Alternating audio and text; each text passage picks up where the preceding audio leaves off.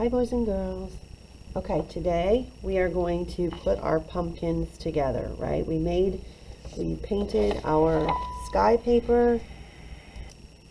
Okay, so we already did the sky and the grass, and if you haven't attached your grass, you need to glue the grass for your pumpkin patch greenery to the bottom of your sky paper so that you're ready to put your pumpkin on there, okay? I'm going to set those aside for now. So you will be using your orange paper that we made by mixing red and yellow, and Mrs. Walker has some tracers. You can pick whichever one you want, or you could make your own. I think I'm going to use this one. And what I want you to do is flip it over to the back where your name should be. Whoops, Mrs. Walker does not have her name on here. Your name should be on the back and your class code should be on the back.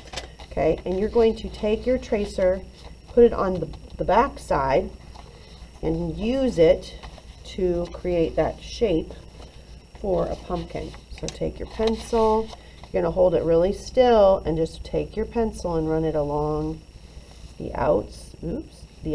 Just kind of let it push against that edge. You could use a black crayon for this too, and that might be easier to see what you're doing. I'm going to do that really quick. So I could use a pencil. Oh, I don't see my black. Oh, I see. Oh, there it is. So you could do a black crayon here. That might be an easier line to follow when you're cutting it out. Okay. All right. Once you have that done, take your tracer off, get your scissors out, and as you remember from our discussion about scissors earlier, there's a round hole and an oval hole. The oval one is for your fingers, and the round one's for your thumb. And you want to make sure your scissors are pointing up. I did have somebody put this like this. Now it's going to be very hard to cut if you're pointing your scissors down. So you want them to point up like this. And then it doesn't matter where you start, but start cutting along your line.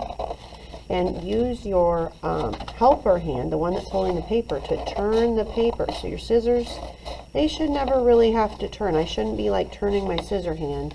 My scissors should just stay pointing forward, and my helper hand is going to turn the paper as my scissors are going open and shut, open and shut. My helper hand is turning the paper so that I can follow that line. And this is really good practice for strengthening our hands and also for being able to control the paper. When you're fully done, you're going to flip it over and you're going to glue it onto your pumpkin patch that we've created. Okay, and Mrs. Walker will have probably a little pot of glue with a paintbrush so you can glue this on, because you need a good amount of glue when you're using painted paper. Okay, so I've got this glue. I'm just going to take my paintbrush, and you do not really need glue in the center, but you do need glue all the way around the outside edge. So when you're gluing, and you might be sharing this glue with a partner, you can both be dipping in at the same time. Just take turns and get your glue all the way around the outside edge of your pumpkin. And then stick it down, give it a good pat, and I actually want you to flip it over and give it a back massage like this. Make sure that that glue is really good and stuck, okay? And if you don't have your name on the back here, which Mrs. Walker doesn't, my goodness, I didn't have it on the back of my pumpkin paper, and I didn't have it on the back of this either. I think it's because I made a few extras for this project, so I could videotape this. So you're either in KA, KB, KC, or K1 if you're over there with Grant Wood with me. Okay, now we need to give our pumpkin a face, and for the stem, Mrs. Walker is going to use a brown crayon because I want my stem to look more like a stem and less like a pumpkin, right? So I'm just going to color that one in brown. And then we're going to use some paper. Mrs. Walker will be giving everyone some white rectangles, and we're going to use these to create our eyes. So you'll want to fold your rectangle in half, and then Mrs. Walker is going to show you how to turn this into a circle. So right now it's a square, right? Well, it's two squares because it's two layers. the way to make this into a circle is to cut off the corners. So I'm going to cut off each of the corners. 1, 2, 3, 4. It should look kind of like a stop sign. Call that an octagon. I know I have this one folded edge too, so I'm going to have to get rid of that one folded edge. See that folded edge right there? I'm going to go ahead and trim that one off too, because I want this to be 2 separate eyes. And then the last step is to do all these little corners. Instead of cutting a big triangle off of there, I'm just going to cut a little triangle and get rid of those corners. And then when I'm done, I should have a circle, right? And I'm going to use this for my eyes. My pumpkin has got really scary eyes. Actually, that looks a little bit too big to me. If yours is too big, you can make it smaller just by cutting around the outside. Just cut a little bit off on the outside. See how I got rid of a little bit? Oh, that looks like a good size to me. I want my pumpkin to look like he's scared. So I'm going to do that.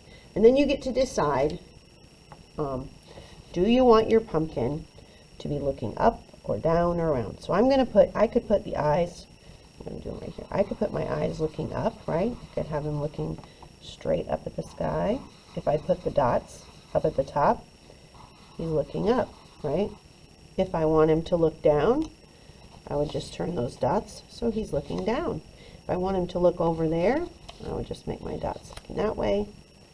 Or I could have him looking that way. Or I could make him look really wonky, and I could make him go in 2 different directions, like he's all like, whoa, I don't know what to think. I think I'm going to leave mine like that because I want him to look silly. All right, then the next thing we need is a mouth. For the mouth, you're going to get another rectangle, and we're going to do the same thing we did for those, only we're only going to cut off the bottom corners, right? If we want him to be smiling, and then those little corners. And that could be a really happy face. If I want him to be saying, oh no, I could cut it and make it into an oval by cutting off my other corners. Like so. Wow, that's pretty big. Or it could be like this, right?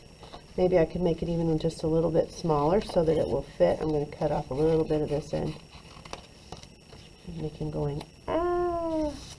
Okay, and then the last step, Mrs. Walker will give you some strips. I don't have mine cut right now. We'll give you some strips of paper like this, and you can cut teeth. You could give him 1 tooth. You could give him lots of teeth. Totally up to you how you want him to look. And then just glue those in. When you're all done, this needs to go on the drying rack. Okay? Have fun.